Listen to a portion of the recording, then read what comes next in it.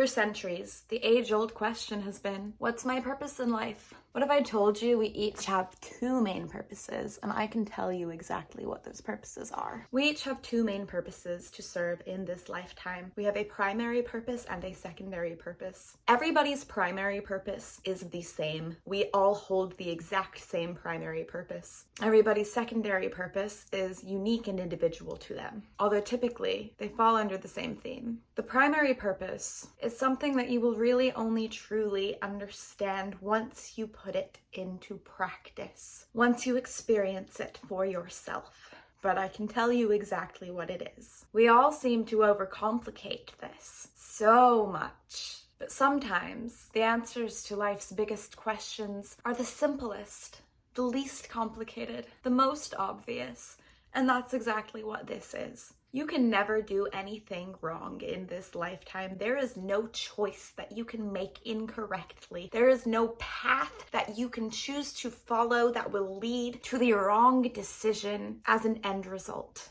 Because your primary purpose is to simply be. It is to simply be present with each and every experience that you have in this lifetime. That's it.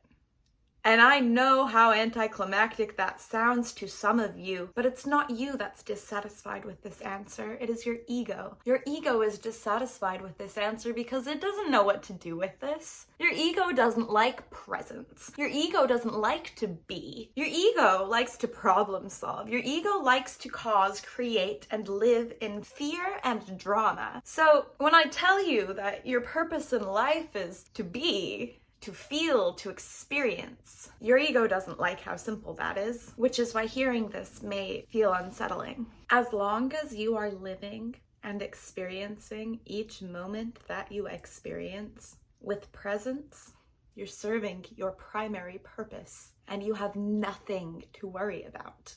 You're doing everything right, simply by being, simply by existing, simply by allowing yourself to experience, which is why it's so important to feel your emotions, to be with yourself, to sit with yourself, to love yourself, to accept yourself, rather than to suppress yourself. When you're suppressing, you're not allowing yourself to be present with the truth of who you are. When you allow yourself to feel your feelings openly and honestly, in regards to anything and everything, this is presence, allowance, truth, and acceptance.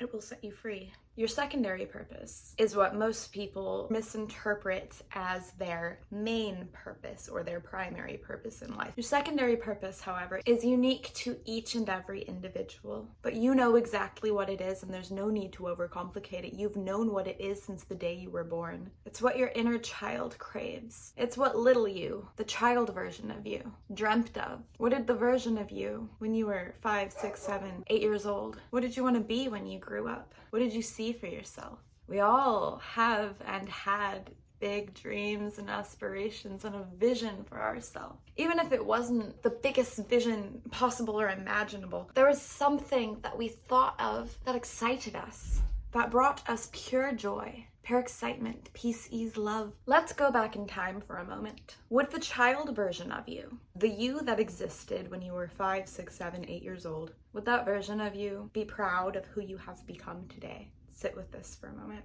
And there's no judgment with this answer. If the answer is no, what can you do differently? I realized this the other day.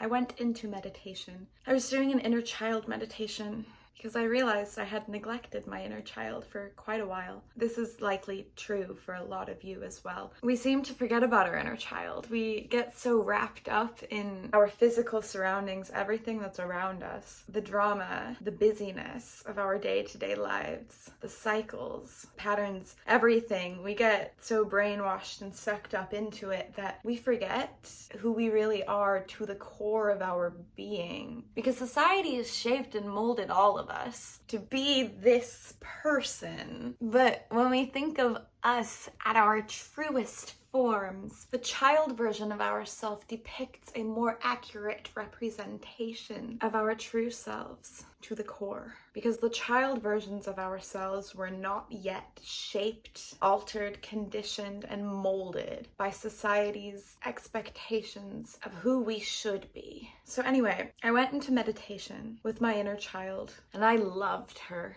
I connected with her, I nurtured her, I listened to her, I held her, I hugged her, I accepted her, I listened, loved, nurtured, and accepted her for who she was. I praised her. I told her how incredible and magnificent she was. I gave her the love that she needed, that she didn't receive when she was growing up, that she so desperately longed for and craved. This is so healing. This is such a healing practice, connecting to your inner child. So I was doing this inner child meditation, and I asked her what she needed. What she needs is for me to be and express myself in the truest form of expression that I possibly can, simply because it feels good to express yourself. Because by expressing yourself, you are accepting yourself. And by accepting yourself, you are loving yourself. And by loving yourself, you no longer crave validation from others because you validate yourself. You are aware of how magnificent you really are. So basically, I told my inner child something that I knew would really excite her spirits. Something that I knew would really make her happy. I told her about my YouTube channel. I told her that we upload videos for the whole internet to see, because we want to help inspire people. We want to make people's lives better. We want to bring clarity to those who feel lost. We want to spark light and love in other people's lives. I told her about this YouTube channel, and she was so happy. She was like, oh my god, really? That's so cool. You're so cool. And the feelings that I felt when I told my inner child about my YouTube channel, about the fact that I'm showing up for her, for my inner child, my child self, filled me with so much love. And it filled her, that past version of me, with so much love.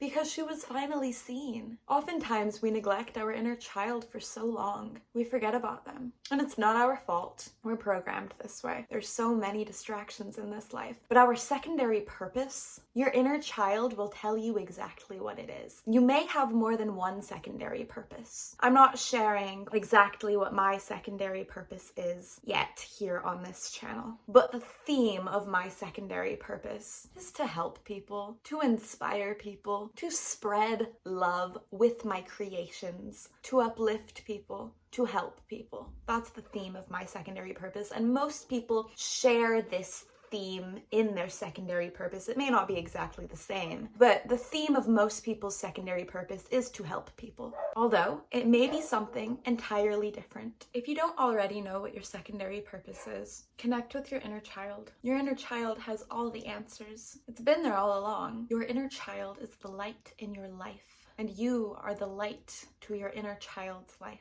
Your primary purpose in this lifetime is to simply be present with yourself in every experience. To simply be, to feel, to experience your experiences. And as long as you are experiencing your experiences, you're serving your highest purpose. Your secondary purpose is for you to pursue living the life that you have always dreamt of living. And no dream is too big. Your secondary purpose is what most confuse as their primary purpose. Both are important, yes. Pursuing your secondary purpose will cause the joy of your primary purpose to expand. But your secondary purpose is literally, it's living the life that you've always wanted to live. The number one and only thing that holds anybody back, well, there's two things, from living out their secondary purpose is fear and lack of belief in themselves. Feel the fear and do it anyway.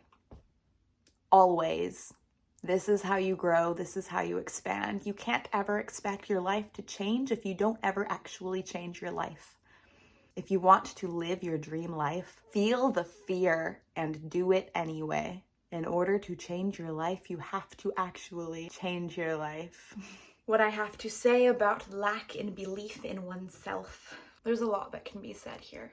but I need to remind you. Quantum physics states that we are living in a multidimensional universe, that every possibility of every outcome already exists simultaneously all at the same time, because there is an infinite number of dimensions that contains an infinite number of possibilities. All the dimensions are layered on top of each other, stacked, stacked, stacked, stacked. They're all here. Because there is an infinite number of possibilities, that means your dream life, if you can imagine it, it already exists. It already exists. You just simply need to align with it. You do this by taking action again and again and again and again and again. Yes, you need to change your belief. You can change your belief in many ways. Affirmations is a really good way. Going into meditation is a very good way. Visualization is a really good way. Feeling the feelings as if you're already there, that's the best way to change your belief, because that is shifting. That is shifting into your desired reality. Living as if.